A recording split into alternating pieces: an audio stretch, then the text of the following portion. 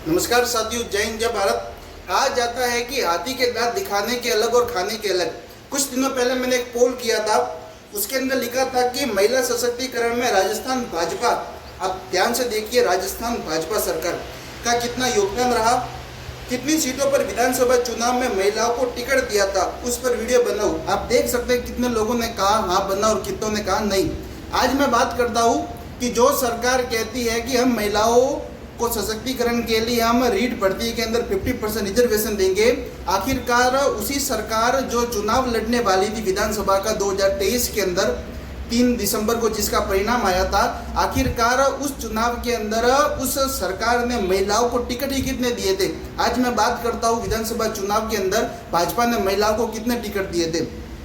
वर्तमान के अंदर 200 विधानसभा सीट में से कम से हम कहें तो 115 सीट आज भाजपा के पास है और 5-6 के ऊपर शायद उपचुनाव होने वाले। आप सबसे पहले देखिए कि वर्तमान के अंदर हम कहें तो 20 महिलाएं आज विधानसभा के अंदर है, यानी कि 200 विधानसभा सीटों वाले राज्य के अंदर लगभग 20 महिलाएं विधायक के तौर पर उपस्थित है। हम बात करते आखिरकार टिकट कितने दिए थे।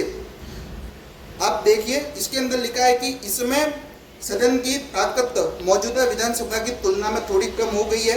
जीतने वाली महिला उम्मीदवार में 9 भाजपा और कांग्रेस से है और 2 निर्दलीय, यानी कि दो तो निर्दलीय जीत कर आई है इस बार और 9 दोनों पार्टियों से जीत कर आई है।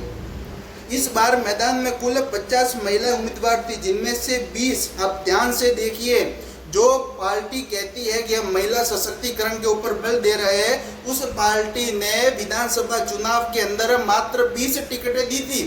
जी आप सही सुन रहे हैं, जो कहता है कि हम महिलाओं के लिए हम 50% रिजर्वेशन देंगे, उस सरकार ने 20 सीटों पर महिलाओं को उतारा था। हम बात करते कांग्रेस की। कांग्रेस के आप देख सकते 28 महिला उम्मीदवार कांग्रेस ने टिकट दिया था और कहते हैं कि 2 निर्दलीय के रूप में उम्मीदवार में चरित्र, उससे तो कोई लेना देना नहीं है। और कई सारे लोग कहते हैं कि वसुंधरा राजे को मुख्यमंत्री बनाया, महिलाओं को सम्मान दिया। अरे भाई साहब, वसुंधरा राजे एक योग्यवान स्त्री थी, योग्यवान महिला थी, उनमें योग्यता थी मुख्यमंत्री बनने की, इसलिए वो मुख्यमंत्री बनी। ये मुख्यमंत्री इसलिए नहीं बनी थी कि वो महिला थी, वो योग्य थी, इसलिए वो मुख्यमंत्री बनी थी। कहते हैं कि विधानसभा के अंदर महिला ने बजट पढ़ा, वित्त मंत्री उन्होंने, भाजपा ने एक महिला को बनाया। अरे भाई साहब, जो योग्यवान होगा वो अपने आप बन जाएगा, किसी की जरूरत नहीं होती।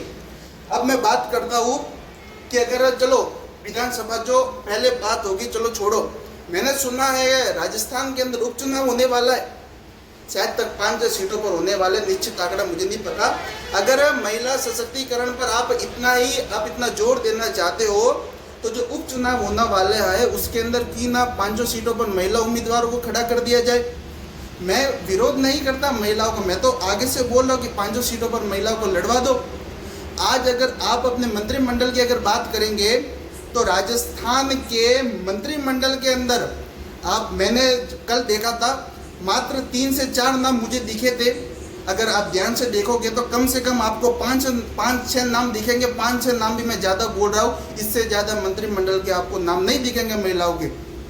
किस महिला सम्मान की बात करते हो भाई साहब? अगर इतना ही महिलाओं को सम्मान है तो महिलाओं को आप सुरक्षा प्रदान कीजिए, महिलाओं को सुरक्षा महसूस करवाइए, क्योंकि शिक्षा है। आप कहते हो कि रीट के अंदर 50% देंगे, ये शिक्षा कभी भी रोजगार का माध्यम नहीं होता।